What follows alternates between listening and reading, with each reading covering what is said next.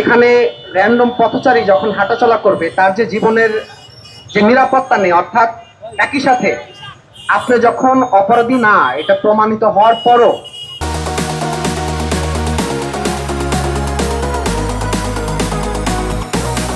Police কেবলমাত্র তাকে প্রশ্ন করা হয়েছে এবং শুধুমাত্র ডিসি হওয়ার বিধায় তাকে যে আপনি প্রশ্ন করতে পারবেন না সাধারণ জনগণ, এটা মেনে নেওয়ার মতো হতে পারে না।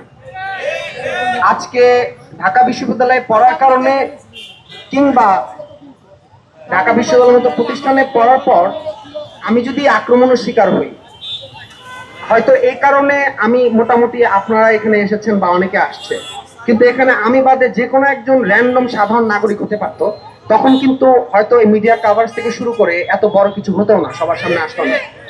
আমরা দেখেছি ক্যাম্পাসে শিক্ষার্থীরা নিরাপদ নয়, ক্যাম্পাসে এই উদ্যানের ভিতরে এর আগে সাম্য হত্যাকাণ্ডের মতো ঘটনা ঘটছে, তার সুষ্ঠু কোনো তদন্ত আমরা এখনো পাইনি।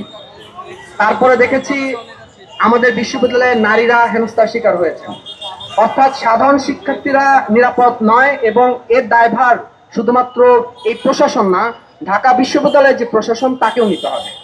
কারণ এই প্রশাসনও এই ঢাকা বিশ্ববিদ্যালয়ের শিক্ষার্থীদের যে নিরাপত্তা সেটা নিশ্চিত করতে তারা ব্যর্থ।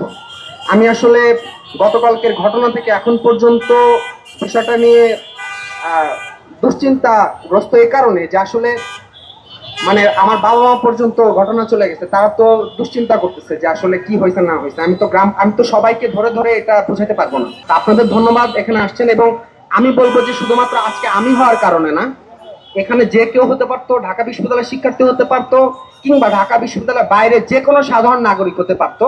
পুলিশের কোনো এখতিয়ার নাই যে যদি কেউ যদি অপরাধী হয়ে থাকে তাকে আইনি প্রক্রিয়ায় আপনি বিচার করতেই পারেন, কিন্তু আপনি নিরপরাধ কিছু পায় নাই এরপরে আপনাকে এইভাবে হেনস্থা করে, এবং যখন আপনি দেখতেছেন আপনার কাছে কিছু নাই এবং পুরোপুরি আপনি নিরাপদ, এরপরে কিন্তু গায়ে হাত তোলা হয়েছে।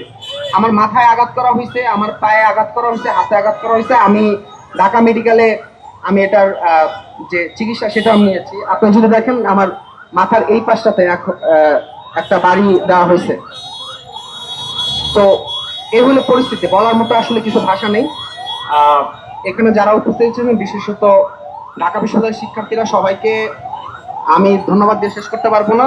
আমি এটাই বলতে চাই, কেবলমাত্র আমি না, পরবর্তীতে যে কোনো কারোর সাথে, শুধু ঢাকা বিশ্ববিদ্যালয় কেন, এদেশের যে কোনো নাগরিকের যে গণতান্ত্রিক অধিকার চর্চা, সে অধিকার চর্চায় ঢাকা বিশ্ববিদ্যালয়ের শিক্ষার্থীরা তাদের যে পূর্বের যে সংগ্রামের ইতিহাস সেটা তারা জারি রাখবে।